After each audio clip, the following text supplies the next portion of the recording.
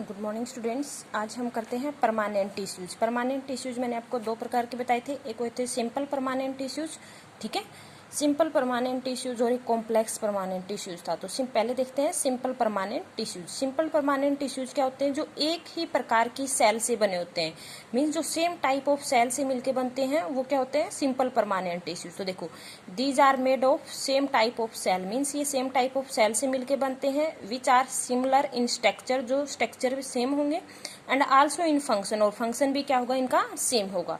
तो simple permanent tissues दो प्रकार के बताए थे। Simple permanent include two types of tissues, एक होते हैं प्रोटेक्टिव टिश्यूज और एक होते हैं सपोर्टिंग टिश्यूज, ठीक है। पहले देखते हैं प्रोटेक्टिव टिश्यूज। प्रोटेक्टिव टिश्यूज में क्या क्या कंसिस्ट होता है? Protective tissues are consist of, एक होते हैं एपिडर्मिस और एक होते हैं कॉर्क या फिर फिल्म, ठीक है, कॉर्क या फिल्म। पहले देखते हैं एपिडर्मिस क्या होते हैं।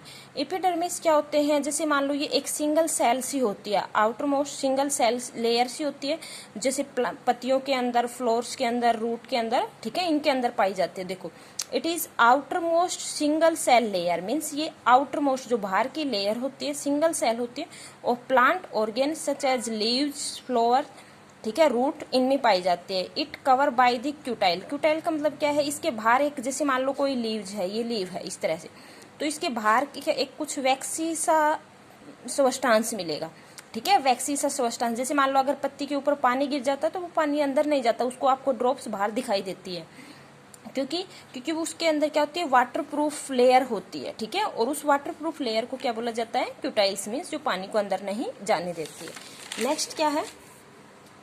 स्टोमेटा। स्टोमेटा जो, अब एपिडर्मिस मीन्स जो लीव होती है उसके अंदर छोटे छोटे पोर्स होते हैं, इस तरह से छोटे छोटे छेद से आपको दिखाई देंगे, वो क्या होते हैं? स्टोमेटा।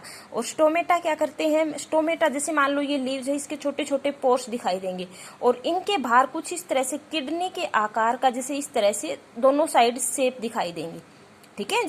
जैसे मान लो ये कोई लीव्स है, इसमें स्टोमेटा है, और दोनों साइड ऐसे, जैसे मान लो स्टोमेटा यहाँ पे है, ठीक है, क्योंकि लीव्स में सारी सब जगह पे स्टोमेटा होते हैं, तो इस तरह से किडनी के आकार का, इस तरह की शेप का आपको दिखाई देगा। तो वो क्या हो गए?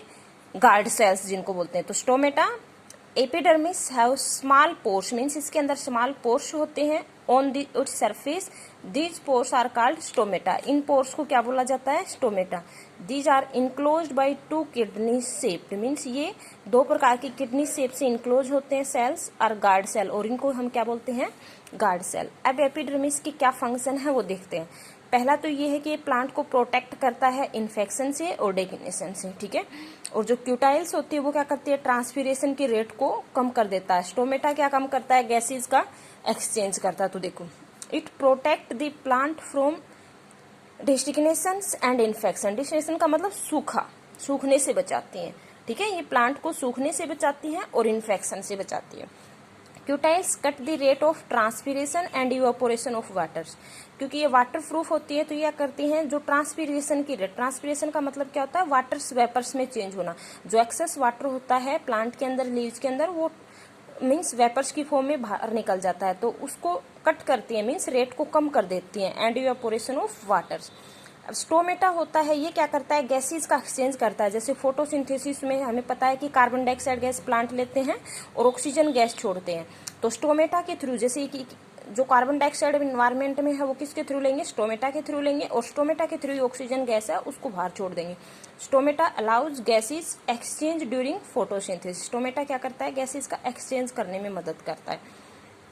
उसके बाद में stomata also help in transpiration में, क्योंकि इसके अंदर छोटे छोटे पोर्स होते हैं, उससे क्या होता है? जो वाटर, एक्सेस वाटर होता है वो वेपर्स में निकल जाता है, तो ट्रांसपीरेशन में भी हेल्प करता है। सेकंड क्या था? कॉर्क और फ्लोएम, ठीक है। कॉर्क क्या होता है? ये डेड सेल होती है, ठीक है, ये क्या होती है? डेड सेल, और एक बाहर थिक वाल सी मिलेगी आपको, मतलब इस तरह से क्लोज पैकिंग मिलेगी, बिल्कुल इस तरह से क्लोज पैकिंग मिलेगी, ठीक है, और थिक स्पेस, कोई स्पेस नहीं मिलेगा इनके अंदर, और एक वैक्सी सबस्टांस मिलेगा जिसको सुब्रीन बोला जाता है। देखो इसको, it is made of dead cell, means ये डेड सेल से मिलकर बना होता है, which thick wall and do not have intercellular space, means ये एक पतली मोटी वाल होती है और इनके बीच में कोई भी इंटरसेलुलर स्पेस नहीं होता। Cell wall is cork deposit waxy substance, एक वैक्सी सबस्टांस होता है, मीन्स मोम सा पदार्थ होता है जिसको क्या बोला जाता है? सुब्रीन।